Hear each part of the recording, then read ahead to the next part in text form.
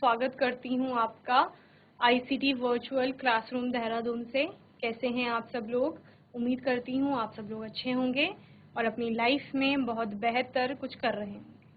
आज हम बात कर रहे हैं क्लास 11th की केमिस्ट्री की, जिसमें हमारा चैप्टर 12 चल रहा है, organic chemistry, some basic principles and techniques. कार्बनिक रसायन, कुछ आधारभूत सिद्धांत तथा तकनीकें। तो कार्बनिक रसायन में बहुत सारी चीजें पढ़ ली थी, नॉमेनक्लेचर आपका पूरा कंप्लीट हो गया था, क्लासिफिकेशन आप लोगों ने इसमें देख लिया था, और उसके बाद हम आए थे आइसोमेरिज्म यानी कि समावयवता पर। ओके, तो समावयवता को बहुत अच्छे से समझने के बाद आपने क्या देखा था, अलग अलग यौगिक देखे, और उसके बाद क्या बात की कि ऐसा हो सकता है कि अलग अलग यौगिकों का आपका केमिकल जो फॉर्मूला है या मॉलिक्यूलर फॉर्मूला, आणविक सूत्र जिसे कहेंगे, वो समान होंगे। आणविक सूत्र समान होने के बाद आप कहते हैं कि वहां पर गुणों में अगर बदलाव देखा जाएगा तो ऐसे जो यौगिक होंगे वो आपके समावयवी कहलाएंगे। ठीक है, और इस घटना को जहां पर आपका आणविक सूत्र समान हो रहा है लेकिन यौगिक के गुणधर्मों में परिवर्तन देखा जा रहा है, इस घटना को समावयवता कहते हैं। फिर हमने समावयवता अलग अलग प्रकार से समझी कि अलग अलग प्रकार की समावयवता होती है। मुख्य रूप से पहले हमने दो रूपों में उसको क्लासिफाई किया, संरचनात्मक समावयवता और आपका स्टीरियो यानी त्रिविम समावयवता। ठीक है, स्ट्रक्चरल आइसोमेरिज्म को हमने 6 पार्ट में डिवाइड किया। चेन, जब चेन में कार्बन की श्रृंखला में आपको परिवर्तन दिखेगा किसी प्रकार का तो वो आपकी चेन आइसोमेरिज्म होगी। पोजिशनल आइसोमर, स्थान में फंक्शनल ग्रुप होगा कोई, उस फंक्शनल ग्रुप के स्थान में आपको परिवर्तन देखने को मिल रहा है जबकि मॉलिक्यूलर फॉर्मूला समान होगा। स्थान में परिवर्तन के कारण आपका यौगिक के गुण बदल जाएंगे। ओके, तो वो पोजिशनल आइसोमेरिज्म की घटना या फिर आपका स्थान समावयवता उसको कहा जाए। फंक्शनल आइसोमेरिज्म यानी क्रियात्मक समूह बदल जाएंगे। ओके, मॉलिक्यूलर फॉर्मूला जो आपका है, आणविक सूत्र, वो समान रहेगा लेकिन क्रियात्मक समूह में बदलाव देखा जाएगा तो वहां पर फंक्शनल आइसोमेरिज्म की घटना होगी। ओके, मेटामेरिज्म, मध्यावयवता, आपने कहा बीच में आपका कोई एटम होगा या फंक्शनल ग्रुप है, उस एटम के दोनों साइड जो एल्काइल ग्रुप लगे हुए कार्बन की चेन है उनमें किसी प्रकार का अंतर आ जाएगा। ठीक है, टॉटोमेरिज्म यानी कि चलावयवता, मॉलिक्यूल के अंदर ही प्रोटॉनों में क्या हो जाएगा, चेंज आ जाएगा, बॉन्ड्स में चेंजिंग हो जाएगी, तो वो क्या है, टॉटोमेरिज्म है। रिंग चेन, जैसे कि नाम से है रिंग, चक्र, और चेन यानी कि श्रृंखला, चक्रीय और श्रृंखला यानी कि आपका मॉलिक्यूलर फॉर्मूला सेम है, उस मॉलिक्यूलर फॉर्मूले से रिंग स्ट्रक्चर भी बन रहा है और चेन स्ट्रक्चर भी बन रहा है, तो इस प्रकार की समावयवता को क्या कहेंगे, रिंग चेन आइसोमेरिज्म कहेंगे। ओके, सभी को हमने बहुत अच्छे से पढ़ा था। इसके बाद स्टीरियो आइसोमेरिज्म या त्रिविम समावयवता जिसे कहते हैं, उसकी आप मेनली यहाँ पर 2 टाइप पढ़ेंगे और एक और टाइप आता है इसका जिसको थोड़ा यहाँ पर बताया जाएगा,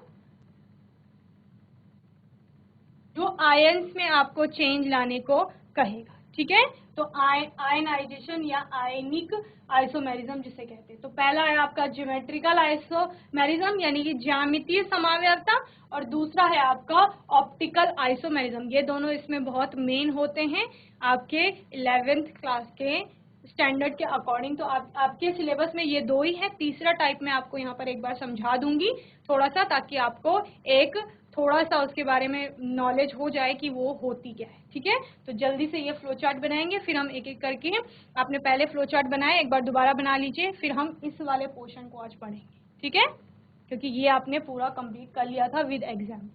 होपफुली इतना आपको समझ में आया होगा अच्छे से। चलिए, तो यहाँ पर स्टीरियो आइसोमेरिज्म को समझने से पहले एक बार क्विक रिवीजन ले लीजिए। सबसे पहले स्ट्रक्चरल आइसोमेरिज्म, स्ट्रक्चर में किसी भी प्रकार, संरचना में किसी भी प्रकार से चेंज आ रहा है जबकि मॉलिक्यूलर फॉर्मूले समान है, तो वो क्या है, स्ट्रक्चरल आइसोमर्स हैं और स्ट्रक्चरल आइसोमेरिज्म कहा जाएगा उनको। जैसे ब्यूटेन, आइसोब्यूटेन आपने देखा था, 4 कार्बन है और 4 कार्बन के साथ 10 हाइड्रोजन जुड़े हुए हैं, दोनों में सेम है, लेकिन यहाँ पर आपको 4 कार्बन की सीधी श्रृंखला देखने को मिल रही है, जबकि यहाँ पर 3 श्रृंखला में कार्बन है और चौथा कार्बन एक कार्बन के साथ ब्रांच में जुड़ा हुआ है। तो खुली चेन से शाखा वाला बन रहा है, तो इसलिए श्रृंखला में चेन में आपका यहाँ पर क्या देखने को मिलता है, कार्बन की चेंज देखने को मिलता है। तो इसको आप चेन आइसोमेरिज्म का टाइप भी कह सकते हैं। ओके, तो स्ट्रक्चरल आइसोमेरिज्म का पहला टाइप चेन आइसोमेरिज्म, यानी कि श्रृंखला में चेन जाते हुए आपको दिखेगा। जैसे हमने ब्यूटेन और आइसोब्यूटेन देखा, पेंटेन का एग्जांपल आप ले सकते हैं। यहाँ पर 5 कार्बन की श्रृंखला थी, 4 कार्बन की हो गई, 5वां कार्बन ब्रांच में आ गया। यहाँ पर 3 कार्बन की श्रृंखला हो गई, 2 कार्बन आपके किस में आ गए, ब्रांच में आ गए। ओके, तो ये आपकी चेन आइसोमेरिज्म।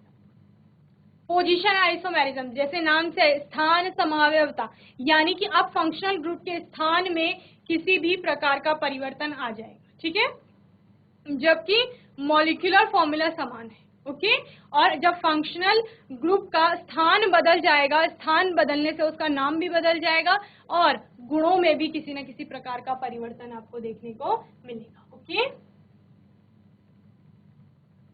ये इसका एग्जाम्पल था। जैसे यहाँ पर आपने 1 क्लोरो देखा और यहीं पर ये क्लोरीन जब सेकेंड वाले कार्बन पे जुड़ गया तो 2 क्लोरो इसका नाम। ओके, तो ये पोजीशन आइसोमेरिज्म है। मेटामेरिज्म में आपने देखा था कि जैसे यहाँ पर एग्जाम्पल है इथॉक्सी इथेन का और मिथॉक्सी प्रोपेन का। तो यहाँ पर क्या होता है, देखिए ऑक्सीजन है ये वाला, इसके इधर C2H5 इधर C2H5, दोनों तरफ इथाइल ग्रुप है। बीच में जो आपका एटम है उसके दोनों साइड इथाइल ग्रुप लगे हुए हैं। ठीक है, तो ये ईथर है चूंकि एक, तो इसका नाम इथॉक्सी इथेन हो गया। दूसरा, यहाँ पर हमने एक CH2 को उधर ट्रांसफर कर दिया, तो अब आपका क्या हो गया, ये मिथाइल बन गया। तो इसको क्या कहा जाएगा, मिथॉक्सी IUPAC के अकॉर्डिंग, और ये क्या हो जाएगा, प्रोपेन। C3H7 है क्योंकि तो 3 कार्बन आ रहे हैं, तो मिथॉक्सी CH3O मिथॉक्सी ग्रुप और उसके साथ propane.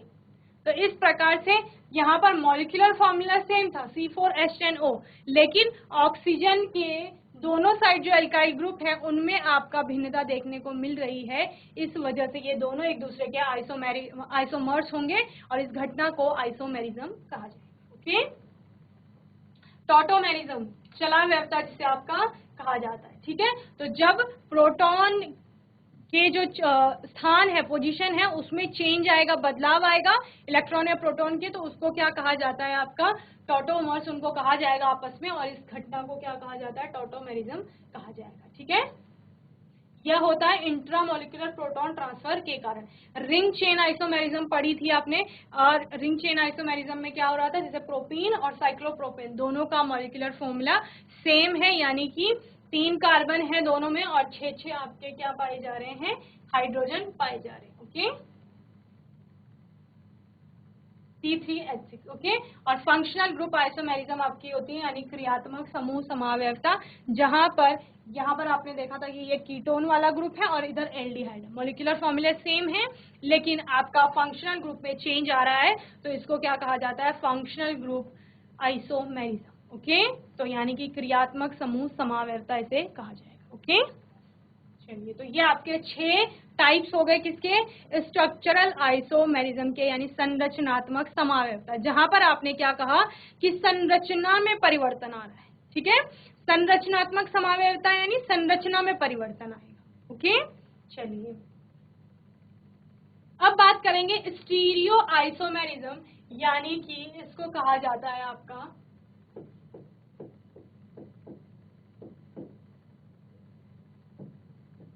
त्रिविम समावयवता।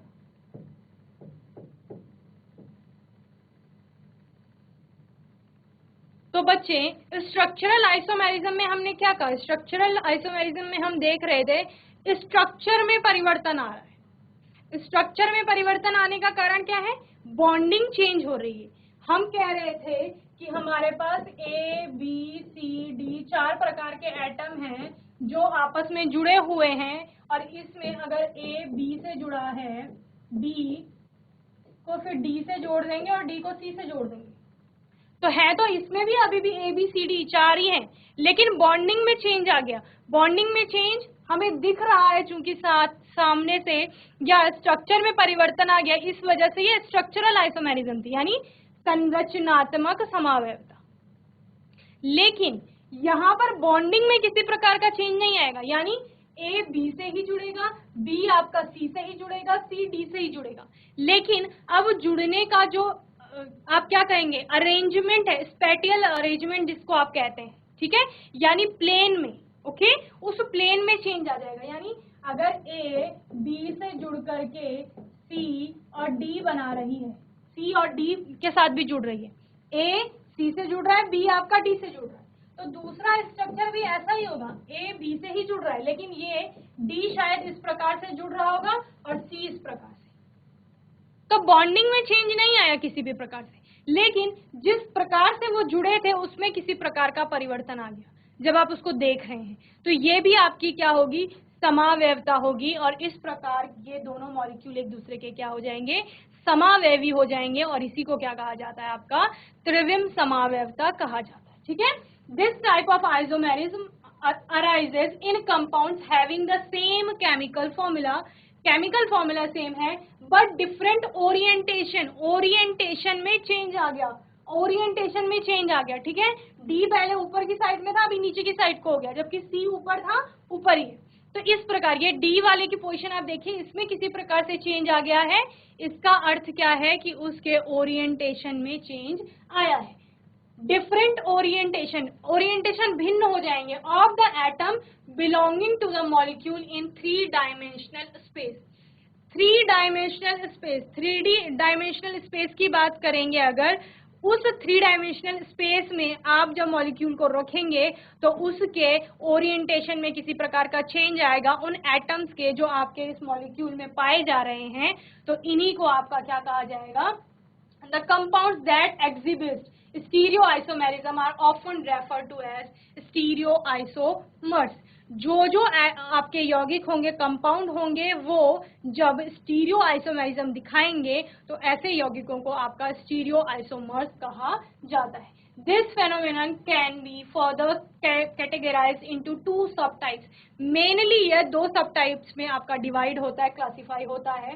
Both these sub types are briefly described in this sub session, okay, sub section. तो यहाँ पर उन दोनों को आप अच्छे से पढ़ेंगे तो वो दोनों क्या हैं आपका, एक है ज्योमेट्रिकल आइसोमेरिज्म जिसको आप जीआई भी कहते हैं, और दूसरा है आपका ऑप्टिकल आइसोमेरिज्म, यानी कि ये हो गई ज्यामितीय समावयवता और ये आपकी हो गई प्रकाशिक समावयवता। ओके, चलिए जल्दी से नोट करेंगे फिर आगे देखेंगे।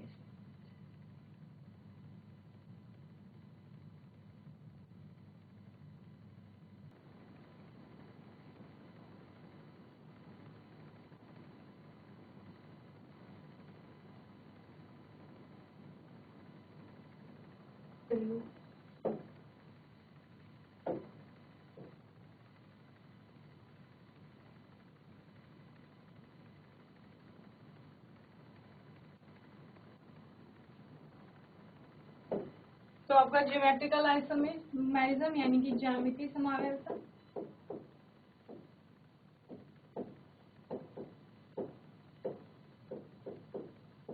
और ऑप्टिकल आइसोमेरिज्म यानी प्रकाशिक।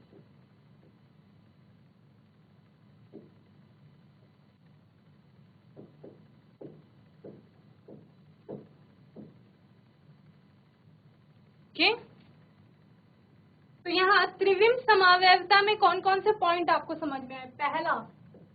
पहला पॉइंट कहता है कि molecular formula, chemical formula, structural formula क्या होगा, समान होगा, यानी कि आणविक सूत्र समान होगा।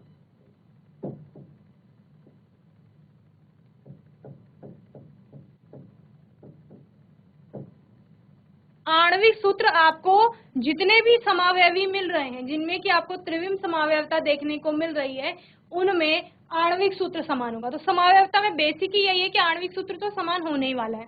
दूसरा, स्ट्रक्चरल समावयवता जब आप देख रहे थे, यानी कि संरचनात्मक समावयवता देख रहे थे, तो वहां पे स्ट्रक्चर में चेंज आ रहा था या आपको डिफरेंसेस देखने को मिल रहे थे, अलग अलग टाइप के आपको स्ट्रक्चर बने हुए दिख रहे थे फॉर सेम मॉलिक्यूलर फॉर्मूला। एक समान आणविक सूत्र के लिए अलग अलग स्ट्रक्चर बने हुए दिख रहे थे, लेकिन यहाँ पर हमने कहा कि स्ट्रक्चर भी समान होने वाला है। क्या होने वाला है? संरचना में भी समानता होगी, यानी संरचनात्मक सूत्र भी समान होंगे। जब मैंने आपको ABCD 4 एटम्स को एक साथ बॉन्डिंग में दिखाया, तो यानी बॉन्डिंग में किसी प्रकार का परिवर्तन नहीं है, अलग भिन्नता नहीं है। क्यों? क्योंकि A B से ही जुड़ रहा है, B C से ही जुड़ रहा है, C D से जुड़ रहा है। ठीक है, इस प्रकार A B C D, अगर ये वाला एग्जांपल लें तो यहाँ A B से जुड़ रहा है और C से जुड़ रहा है।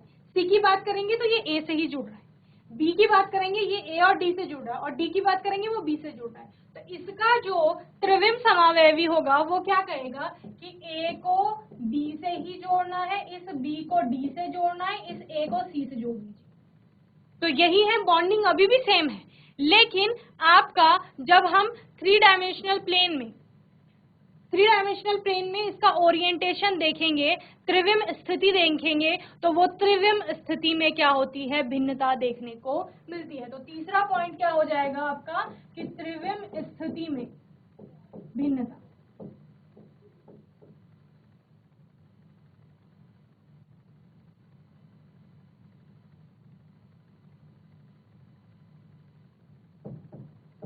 त्रिविम स्थिति भिन्न हो जाएगी, भिन्न हो गई ना। पहले आपका C ऊपर की साइड था, अभी ये नीचे की साइड को हमने जोड़ लिया है। तो त्रिविम स्थिति में भिन्नता, और वो त्रिविम स्थिति में भिन्नता किसके है? इन एटम्स के है, या जो ग्रुप ऑफ एटम्स वहां पर लगा होगा उनके होंगे। ठीक है, तो इन्हीं कारणों से आपके ये तीन मुख्य पॉइंट्स हैं किसके? त्रिविम समावयवता के। इनको नोट करेंगे। फिर आपके दो अलग से इसकी क्लासेस हो गई। पहला हो गया आपका ज्यामिति, दूसरा हो गया प्रकाशिक समावयवता। ओके, चलिए।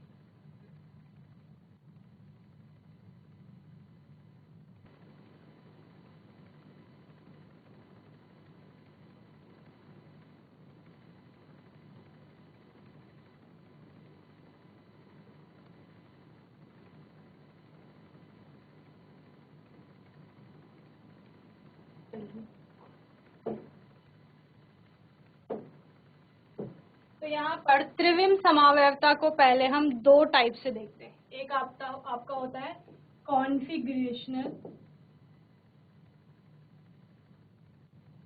और दूसरा होता है कन्फर्मेशनल।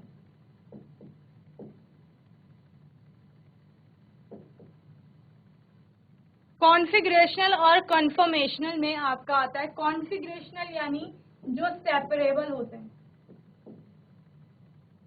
सेपरेबल यानी जिनको पृथक किया जा सकता है, सेपरेट किया जा सकता है। ठीक है, पृथक किया जा सके जिन्हें।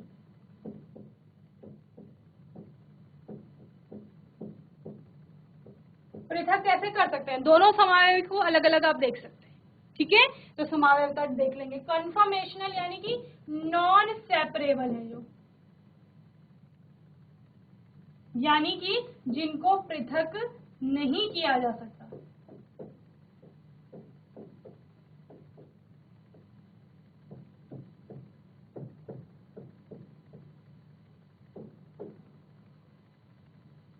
ओके, देन सेपरेबल में आपके क्या आते हैं? सेपरेबल में आपके इनैंशियोमर और डायस्टीरियोमर क्या आते हैं?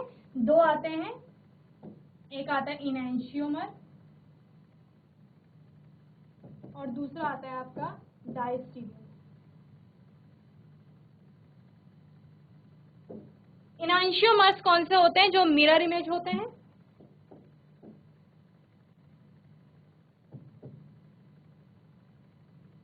और डायस्टीरियोमर्स होते हैं आपके नॉन मिरर इमेज।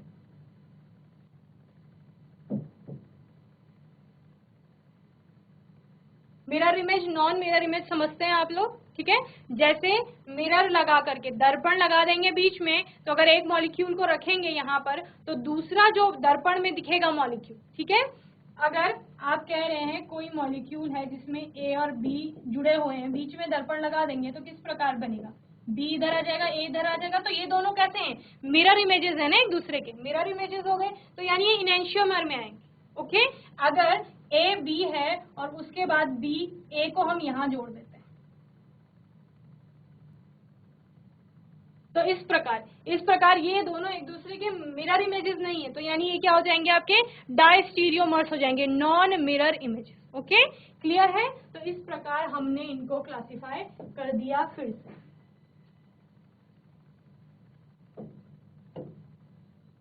अभी आप कहेंगे कि यहाँ पर पहले तो आपने क्लासिफिकेशन में GI और OI दिखाए, यानी कि ज्योमेट्रिकल आइसोमेरिज्म और ऑप्टिकल आइसोमेरिज्म, ठीक है।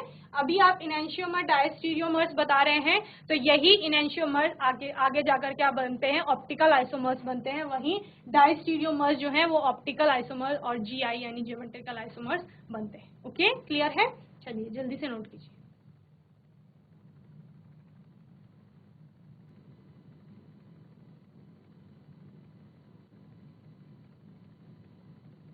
तो यानी ये मिरर इमेजेस वाले कौन से हो गए आपके, जो ऑप्टिकल आइसोमर्स हैं।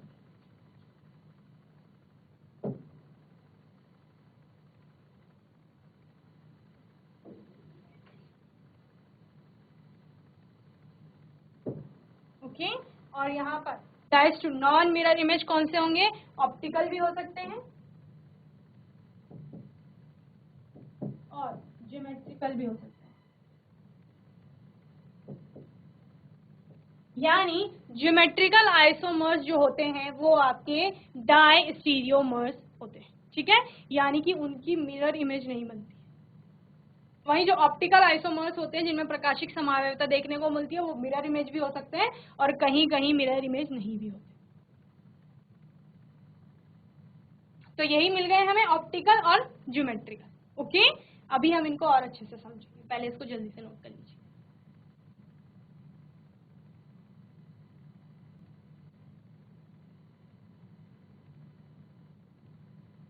तो यहाँ त्रिविम समावयवता में बेसिक चीज क्या समझ में आई, मॉलिक्यूलर फॉर्मूला तो समावयवता में समान होने ही वाला है हर जगह, ठीक है। यहाँ क्या समझ में आई कि मॉलिक्यूलर फॉर्मूले के साथ साथ स्ट्रक्चर भी समान होने वाला है। सिर्फ चेंज किस में आ रहा है, जब हम 3 डायमेंशनल प्लेन में या जब हम त्रिविम स्थिति की बात करेंगे, किसके, उस एटम के जो उस मॉलिक्यूल में पाया जा रहा है, जिनके बीच में बॉन्डिंग हुई है, तो उसमें किसी न किसी प्रकार का डिफरेंस यानी भिन्नता देखने को मिलेगी। तभी हम क्या कह रहे हैं कि वो एक दूसरे के क्या बन रहे हैं, त्रिविम समावयवी बन रहे हैं। और त्रिविम समावयवी बनने के बाद उनमें क्या पाई जा रही है, त्रिविम समावयवता पाई जा रही है। ओके, चलिए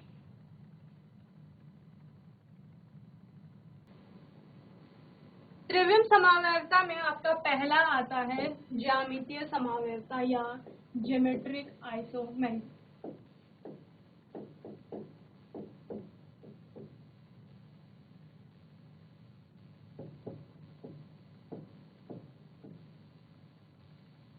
यहाँ पर आपने देखा है कि जो आपके एटम्स जुड़े हुए हैं, ठीक है, मॉलिक्यूल्स ये के अंदर एटम्स जुड़े हुए हैं, 2 आपको ग्रीन कलर के दिख रहे हैं, 3 आपको ब्लैक कलर के दिख रहे हैं। टोटल कितने हैं, 5। यहाँ पर भी 2 ग्रीन है, 3 ब्लैक है, लेकिन बॉन्डिंग भी सेम हो रही है। यहाँ ये ग्रीन एक ही ब्लैक से जुड़ रहा है, ये वाला ग्रीन भी एक ही ब्लैक से जुड़ रहा है, ये ब्लैक और ग्रीन दोनों से जुड़ रहा है, यहाँ भी ये ब्लैक और ग्रीन दोनों से जुड़ रहा है। सेंटर में जो आपका ब्लैक वाला एटम है वो 2 ब्लैक से जुड़ रहा है, जबकि वो एक साइड डबल बॉन्डिंग कर रहा है, ठीक है। यहाँ पर इसकी बात करेंगे तो ये एक साइड ग्रीन से एक साइड ब्लैक से जुड़ रहा है। तो यहाँ पर जो हमने स्ट्रक्चर की बात की थी वो तो समान है, यानी कि आबंध समान रूप से बने हुए हैं, जैसे ऊपर वाले में था वैसे ही नीचे वाले में है। लेकिन जब हम इसको 3 डायमेंशनल प्लेन में देखते हैं तो हम क्या दिख रहा है कि दोनों जो ग्रीन वाले एटम थे वो नीचे की साइड को लगे हुए हैं, जबकि यहाँ पर एक ग्रीन एटम आपका ऊपर की साइड को लगा हुआ है। इसीलिए यहाँ पर क्या देखने को मिल रही है, समावयवता देखने को मिल रही है, त्रिविम समावयवता देखने को मिल रही है। और अभी हम समझेंगे कि ज्यामितीय समावयवता किस प्रकार यहाँ पर देखने को मिल रही है। तो सबसे पहले आपको ये याद रखना है कि जहां पर भी ज्यामितीय समावयवता की बात होगी वहां पर मॉलिक्यूल के अंदर एक डबल बॉन्ड पाया जाएगा, ठीक है। तो मॉलिक्यूल सिंगल बॉन्डेड नहीं होगा बल्कि डबल बॉन्डेड होगा, और डबल बॉन्डेड क्या करेगा, रिस्ट्रिक्ट करेगा ओरिएंटेशन को, यानी कि मॉलिक्यूल को घूमने से रोकेगा। ओरिएंटेशन यानी कि अगर मॉलिक्यूल घूम जाता है, अगर यहाँ पे डबल बॉन्ड नहीं होता तो इसको आप दोबारा से घुमा लीजिए, ये ग्रीन वाला फिर से नीचे आ जाएगा, अगर सिंगल बॉन्ड होता तो, ठीक है। क्योंकि यहाँ पर डबल बॉन्ड है, पाई बॉन्ड पाया जा रहा है, तो रिस्ट्रिक्ट हो रही है, मॉलिक्यूल घूम नहीं पाएगा, फ्री नहीं है। ओके तो उसके कारण अगर आप इसको दोबारा से घुमा करके, सिंगल बॉन्ड होता दोबारा से आप घुमा करके इसको नीचे कर लीजिए तो सेम ही आपका कंपाउंड हो जाता है, किसी भी प्रकार की समावयवता नहीं है, जैसे ऊपर था वैसे ही नीचे है मॉलिक्यूल, ठीक है। तो इस प्रकार यानी कि डबल बॉन्ड होगा और वो डबल बॉन्ड क्या करेगा, रिस्ट्रिक्ट करेगा पूरे मॉलिक्यूल में ओरिएंटेशन को, या हम क्या कहेंगे घूमने से रोकेगा उस, जिससे कि अगर वो घूमते हैं एटम आपस में तो घूम करके आप दोबारा से क्या प्राप्त कर लेंगे, वही संरचना प्राप्त कर लेंगे या उसी प्रकार की त्रिविम स्थिति को प्राप्त कर लेंगे, ठीक है। और यहाँ पर सिस ट्रांस दो प्रकार के आपको समावयवी देखने को मिलेंगे। कितने प्रकार के, दो प्रकार के, एक आएगा सिस और दूसरा आएगा ट्रांस। अब ये सिस क्या होता है और ट्रांस क्या होता है, ठीक है। हमने कहा डबल बॉन्ड पाया जाएगा, सबसे पहली बात उस डबल बॉन्ड के दोनों साइड आपको क्या जुड़े हुए मिलेंगे, एटम्स जुड़े हुए मिलेंगे, और उन एटम्स में क्या होगा, किसी न किसी प्रकार की समानता या भिन्नता देखने को मिलेगी। जब आपको डबल बॉन्ड के दोनों साइड सेम ग्रुप जुड़े हुए मिलेंगे तो वहां पर आपको सिस समावयवता देखने को मिलेगी मॉलिक्यूल में, और कहीं पर अगर कार्बन में अलग अलग ऑपोजिट जुड़ गए ग्रुप, आपके जो सेम ग्रुप थे वो ऑपोजिटली जुड़ गए, तो वहां पर आपको ट्रांस आइसोमेरिज्म देखने को मिलेगी, या ट्रांस आप उसको बोलेंगे, उस कंपाउंड को आप ट्रांस बोलेंगे। तो जब ट्रांस कंपाउंड आता है दैट मीन्स कि वहां पर ग्रुप ऑपोजिटली जुड़े हुए हैं, सेम ग्रुप अपोजिट प्लेस पर जुड़ा हुआ है या ऑपोजिट एक दूसरे के जुड़े हुए हैं, ठीक है। और जब वो एक साइड में ही जुड़े हुए हैं तो तब वहां पर सिस समावयवता आप कहेंगे, या सिस उस कंपाउंड को कहेंगे। क्लियर है, चलिए। It is popularly known as cis trans isomerism, इसको और प्रचलित नाम क्या है इसका, सिस ट्रांस आइसोमेरिज्म भी है, ठीक है। सिस ट्रांस को अभी समझेंगे किस प्रकार से, एग्जांपल से। The isomers have different spatial arrangement of atom in 3 dimensional space. Okay, 3 dimensional space में, त्रिविम स्थान में, त्रिविमीय प्लेस में, स्थान में अगर आप इनका अरेंजमेंट देखते हैं तो वो अरेंजमेंट में भिन्नता देखने को मिलेगी एटम्स के, ठीक है। तो इसी को आपका क्या कहा जा रहा है, ज्योमेट्रिकल आइसोमेरिज्म कहा जाएगा। N illustration describing the geometric isomerism observed in the acyclic butene molecule is provided below, ठीक है। तो butene का स्ट्रक्चर यहाँ पर हम बनाएंगे। तो butene का मतलब क्या है कि यहाँ पर 4 कार्बन जुड़े हुए हैं, ओके, क्या जुड़े हुए हैं, 4 कार्बन जुड़े हैं।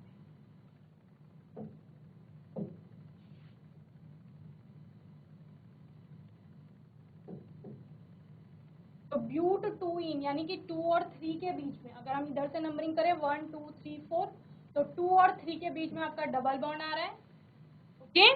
ब्यूटूइन में और क्या है, अब बाकी कार्बन एसाइक्लिक है, क्योंकि एसाइक्लिक का मतलब क्या है, खुली श्रृंखला में, बंद चक्र में नहीं मिलेगा आपको, ठीक है, खुली श्रृंखला में है। तो बॉन्डिंग कर लीजिए, CH3 हो जाएगा, यहाँ पर CH, ओके, ये आपका ब्यूटूइन हो गया। अब हमें क्या लेने, हमें ये डबल बॉन्ड वाले कार्बन लेने हैं, ठीक है, कार्बन डबल बॉन्ड कार्बन। अब इस कार्बन और इस कार्बन में डबल बॉन्ड पाया जा रहा है इन दोनों के बीच में, इनसे जुड़ा क्या क्या हुआ है, हाइड्रोजन हाइड्रोजन जुड़ा हुआ है और CH3 जुड़ा हुआ है, ठीक है। तो ये CH3 जुड़ गया, ये आपका CH3 जुड़ गया, ये आपका H जुड़ गया, ये H जुड़ गया, तो यही आपका CH3 CH ब्यूटूइन है। तो हमने क्या कहा, जब डबल बॉन्डेड जो कार्बन है वहां पर सेम साइड में आपका CH3 ग्रुप आएगा, या सेम जो एटम होंगे वो एक ही साइड में आपको दिखेंगे, ये सेम है, हाइड्रोजन हाइड्रोजन ये एक ही साइड में आ रहे हैं, CH3 एक ही साइड में आ रहे हैं, तो इस प्रकार के कंपाउंड को क्या कहा जाएगा, सिस कहा जाएगा, और इसको आप क्या कह देंगे, सिस ब्यूटूइन, ओके, क्या कहेंगे, सिस ब्यूटूइन, ओके। और दूसरा क्या हो सकता है, दूसरा हो सकता है कि यहां पर जो CH3 था उसको हम यहां ले लें अब, और H ऊपर चले जाए, तो यहाँ पर आपके सेम एटम्स जो हैं, सेम CH3 वो ऑपोजिटली हैं, ऑपोजिट जुड़े हुए हैं एक दूसरे के, ठीक है। एक यहाँ जुड़ा हुआ है, एक ठीक उसके ऑपोजिट जुड़ा हुआ है दूसरे कार्बन से। हाइड्रोजन की बात करें तो ठीक ऑपोजिट जुड़ा हुआ है, तो ये इसको क्या कहा जाएगा, इसको आपका ट्रांस कहा जाएगा। तो ये क्या हो जाएगा, ट्रांस ब्यूट 2 तो अभी आपको सिस और ट्रांस क्लियर है। तो सिस और ट्रांस में यही आपका डिफरेंस है कि जो सिस होता है, जब सेम तरह के एटम जो होंगे वो सेम साइड में होंगे, सेम तरह के एटम सेम साइड में, सेम तरह के एटम सेम साइड में, ठीक है, एक ही कार्बन से बात नहीं होगी। और जब सेम तरह के एटम ऑपोजिटली जुड़े होंगे तो उसको ट्रांस कहा जाएगा। क्लियर। अगर किसी भी कार्बन के, एक ही कार्बन में दोनों साइड सेम आ गए इस प्रकार का,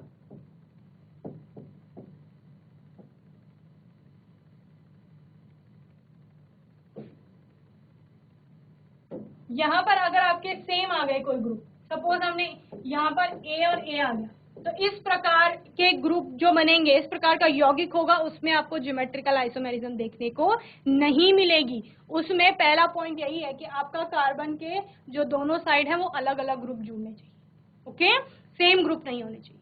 तो जल्दी से इस एग्जाम्पल को नोट करेंगे, फिर आगे नेक्स्ट एग्जाम्पल देखेंगे।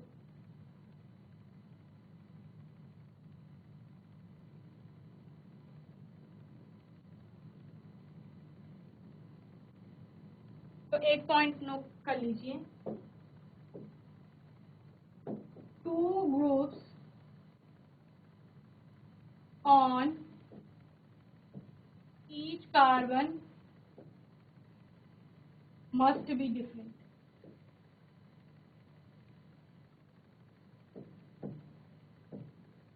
यानी कि दोनों जो कार्बन है, कौन से दोनों कार्बन, जो डबल बॉन्डेड दोनों कार्बन है, उन दोनों में जो दोनों ग्रुप, एक कार्बन की बात करेंगे, इसके दोनों ग्रुप अलग होने चाहिए, इसके दोनों ग्रुप अलग होने चाहिए, ठीक है। जब वो ग्रुप अलग अलग होंगे तभी वहां पर क्या पाई जाएगी, GI पाई जाएगी, यानी ज्योमेट्रिकल आइसोमेरिज्म पाई जाएगी। क्लियर है। चलिए, ये पॉइंट मेन है। और एक हमने क्या बोला था, डबल बॉन्ड होना चाहिए फॉर किसके लिए, रिस्ट्रिक्ट करने के लिए मॉलिक्यूल, ओके।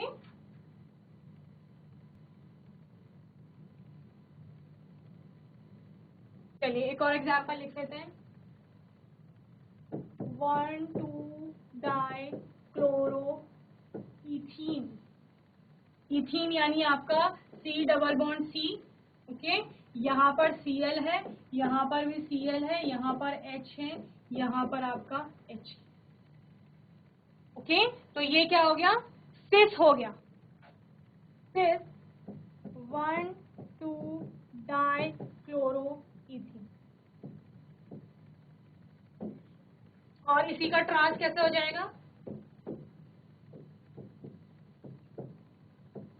ये हो जाएगा ट्रांस।